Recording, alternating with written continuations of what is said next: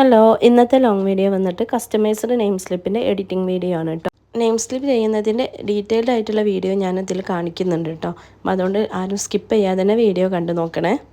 ഈ ഒരു വെക്കേഷനിൽ എനിക്ക് കുറച്ച് ഓർഡേഴ്സൊക്കെ കിട്ടിയിട്ടുണ്ടായിരുന്നു കേട്ടോ. അപ്പോൾ ഞാൻ അതിൽ നിന്ന് കുറച്ച് മാത്രം ചെയ്തെടുത്തിട്ടുണ്ടായിരുന്നു. പലരും പല രീതിക്കാണ് കേട്ടോ നെയിം സ്ലിപ്പ് ചെയ്യുന്നത്. അപ്പോൾ ഞാൻ ചെയ്യുന്നതിൻ്റെ രീതിയിലുള്ളതാണ് ഞാൻ കാണിക്കുന്നത്. പെട്ടെന്ന് തന്നെ ചെയ്തെടുക്കാൻ പറ്റുന്ന രീതിയിലുള്ള നെയിം സ്ലിപ്പാണ് കേട്ടോ ഞാൻ ചെയ്ത് കാണിക്കുന്നത്. വീഡിയോ കണ്ടിട്ട് എന്തെങ്കിലും ഡൗട്ട് ഉണ്ടെന്നുണ്ടെങ്കിൽ എൻ്റെ ഇൻസ്റ്റഗ്രാം പേജിലോ അല്ലെങ്കിൽ കമൻ്റ് ആയിട്ടൊന്ന് ചോദിച്ചാൽ മതി കേട്ടോ. ഇനി ആദ്യം തന്നെ ഞാൻ ടൂൺമി എന്ന് പറഞ്ഞിട്ടുള്ള ആപ്പാണ് കേട്ടോ യൂസ് ചെയ്യുന്നത്. അപ്പോൾ എനിക്ക് തന്നിട്ടുണ്ട് അതിൻ്റെ ഫോട്ടോ ഞാൻ കാർട്ടൂൺ പിക്ചറിലേക്ക് മാറ്റിയെടുക്കുകയാണ് കേട്ടോ. ഞാനിതിലുള്ള ഈ ഒരു ഓപ്ഷൻ ആയിരുന്നു കേട്ടോ തിരഞ്ഞെടുത്തിട്ടുണ്ടായിരുന്നു. അപ്പോൾ ഞാൻ മുന്നേ തന്നെ ചെയ്തതാണ്. ഇപ്പോൾ വീഡിയോക്ക് വേണ്ടിയിട്ട് ഒന്നും കൂടെ ചെയ്ത് കാണിക്കുകയാണ്. നമുക്ക് ഇഷ്ടപ്പെട്ടത് ചൂസ് ചെയ്യാം. അപ്പോൾ ഞാൻ ചെയ്യുന്നത് ഈ ഒരു മോഡലിലുള്ളതാണ് എടുക്കുന്നത്. ഇത് കാർട്ടൂൺ പിക്ചറിലേക്ക് മാറ്റിയിട്ട് ഞാൻ ഡൗൺലോഡ് ചെയ്തെടുക്കുന്നുണ്ട് കേട്ടോ. ഇനി ഇത് ഗാലറിയിലോട്ട് സേവ് ആയിക്കോളൂ. ഇനി വേണ്ടത് ക്യാൻവ ആപ്പാണ് കേട്ടോ. അപ്പോൾ ഇനി ബാക്കി എഡിറ്റിങ്സ് എല്ലാം ചെയ്യുന്നത് ഇതിൽ നിന്നാണ്. ക്യാൻവ ഓപ്പൺ ആയി കഴിഞ്ഞാൽ താഴെ കാണുന്ന പ്ലസ് ഐക്കൺ പ്രസ് ചെയ്ത് കൊടുക്കുക. അതിൽ സെർച്ച് ബാറിൽ പോയിട്ട് A3 ഡോക്യുമെൻ്റ് നടിച്ചു കൊടുത്താൽ മതി കേട്ടോ. അപ്പോൾ ഞാനിത് A3യിലാണ് പ്രിൻ്റ് എടുക്കുന്നത്. A4 വേണ്ടിയവർക്കാണെന്നുണ്ടെങ്കിൽ A4 ഡോക്യുമെൻ്റ് നടിച്ചു കൊടുത്താൽ മതിയേ. ഇനി ഓപ്പണായി വരുന്ന പേജ് ഒരു ബ്ലാങ്ക് പേജ് ആയിരിക്കും. അപ്പോൾ ഇതിലേക്ക് നമുക്ക് വേണ്ട കാര്യങ്ങളൊക്കെ ഇനി ആഡ് ചെയ്ത് കൊടുക്കുകയാണ് വേണ്ടത്.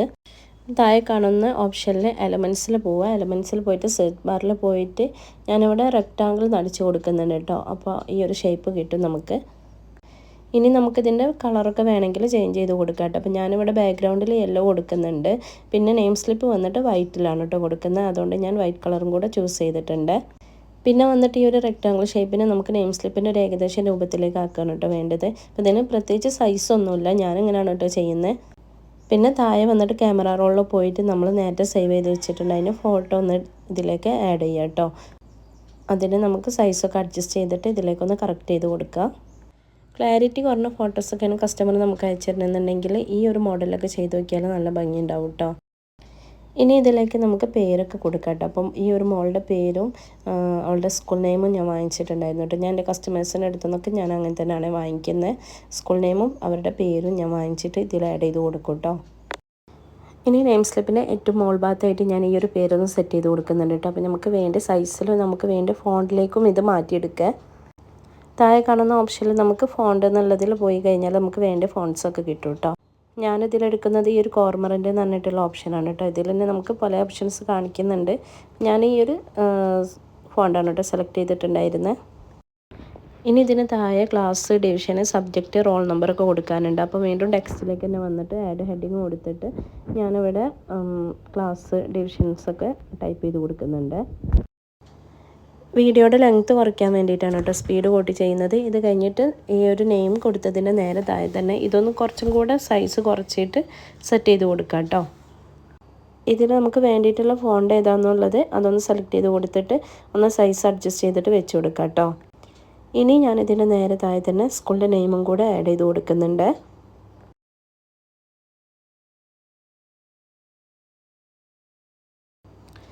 അപ്പോൾ ഇതെല്ലാം ഒരേ ലൈൻസിലല്ലേ നിൽക്കുന്നതെന്ന് അറിയാൻ വേണ്ടിയിട്ട് ഞാനിതൊന്ന് സൂം ചെയ്തിട്ടൊന്ന് റെഡിയാക്കി കൊടുക്കുകയാണ്. അതും കൂടെ സെറ്റ് ചെയ്ത് കഴിഞ്ഞാൽ ഇതിലേക്കുള്ള സ്റ്റിക്കേഴ്സ് എടുക്കുകയാണ് കേട്ടോ ചെയ്യുന്നത്. അപ്പോൾ അതിന് വേണ്ടിയിട്ട് എലമെൻറ്റ്സിൽ പോയിട്ട് സെർച്ച് ബാറിൽ പോയിട്ട് നമുക്ക് വേണ്ടതൊന്ന് അടിച്ചു കൊടുക്കാം കേട്ടോ. അപ്പോൾ കാർട്ടൂൺസാണ് വേണ്ടതെന്നുണ്ടെങ്കിൽ കാർട്ടൂൺ അടിച്ചു കൊടുക്കുക. ഞാനിവിടെ കൊടുക്കുന്നത് പ്രിൻസസ് എന്നാണ് കേട്ടോ. ഗ്രാഫിക്സിൽ പോയി കഴിഞ്ഞാൽ നമുക്ക് വേണ്ടിയിട്ടുള്ളതൊക്കെ കിട്ടുമേ. ഇതിൽ നമുക്ക് കുറച്ച് ഓപ്ഷൻസ് മാത്രമാണ് കേട്ടോ കിട്ടുന്നത്. അപ്പോൾ അത് നമുക്ക് വേണ്ടത് എന്താ വെച്ചാൽ സെലക്ട് ചെയ്ത് കൊടുക്കുക.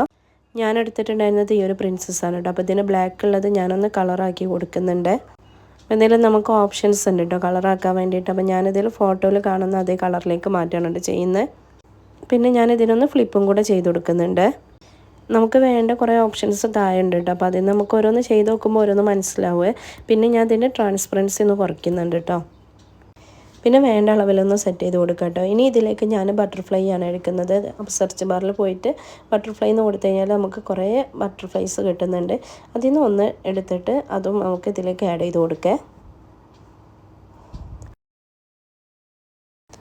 ഈ ഒരു ബട്ടർഫ്ലൈ ആണ് കേട്ടോ ഞാൻ സെലക്ട് ചെയ്തിട്ടുണ്ടായിരുന്നത്. ഇനി ഇതിൽ താഴെയുള്ള ഓപ്ഷനിൽ പോയിട്ട് ട്രാൻസ്പെറൻസി ഒന്ന് കുറച്ച് കൊടുക്കുന്നുണ്ട്. അതേപോലെ ഈ ഒരു ബട്ടർഫ്ലൈൻ്റെ കളറും കൂടെ മാറ്റി കൊടുക്കുന്നുണ്ട് കേട്ടോ. അപ്പം ഞാൻ ഈ ഒരു പ്രിൻസസിൻ്റെ കളറിലേക്ക് തന്നെ ഇതിന് മാറ്റിയിട്ടുണ്ട്.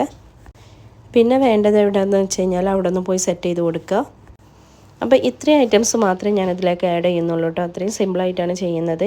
ഇനി നമുക്ക് ഇതിനെല്ലാം ഒന്ന് ഗ്രൂപ്പാക്കി എടുക്കണം.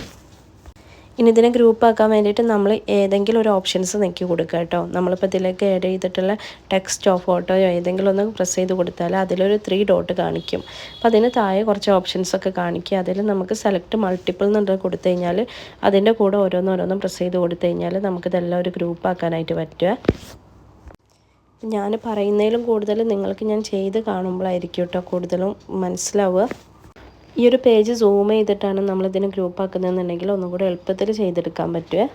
സെലക്ട് മൾട്ടിപ്പിൾ എന്നുള്ളതിൽ നമ്മൾ എല്ലാ ഓപ്ഷൻസും ക്ലിക്ക് ചെയ്ത് കൊടുത്തിട്ട് നേരെ മുകളിൽ കാണുന്ന ഗ്രൂപ്പ് എന്നുള്ളത് ക്ലിക്ക് ചെയ്ത് കൊടുക്കുക കേട്ടോ.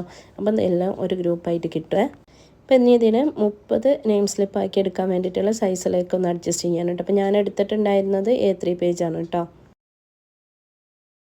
ഇതിനങ്ങനെ പ്രത്യേകിച്ച് അളവുകളൊന്നുമില്ല കേട്ടോ. അപ്പോൾ ഞാനിതിൽ മുകളിലെ വരിയിൽ 5 താഴെ വരിയിൽ 7 കേട്ടോ ചെയ്തിട്ടുണ്ടായിരുന്നത്. 6 വേണ്ടവർക്ക് 6 അങ്ങനെ ചെയ്തെടുക്കാം കേട്ടോ.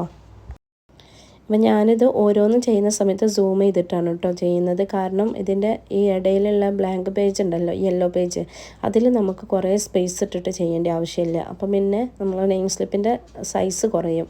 അപ്പോൾ അത് സൂം ചെയ്ത് നോക്കുമ്പോൾ നമുക്ക് പെട്ടെന്ന് മനസ്സിലാവും കേട്ടോ കൂടുതൽ സ്പേസ് ഉണ്ടെന്നുണ്ടെങ്കിൽ. അപ്പോൾ നെയിം സ്ലിപ്പിൻ്റെ സൈസ് ഒന്നും കൂടി കൂട്ടി കൊടുത്താൽ മതി. അങ്ങനെ നമ്മൾ മുകളിൽ 5 സെറ്റ് ചെയ്തെടുക്കുക കേട്ടോ.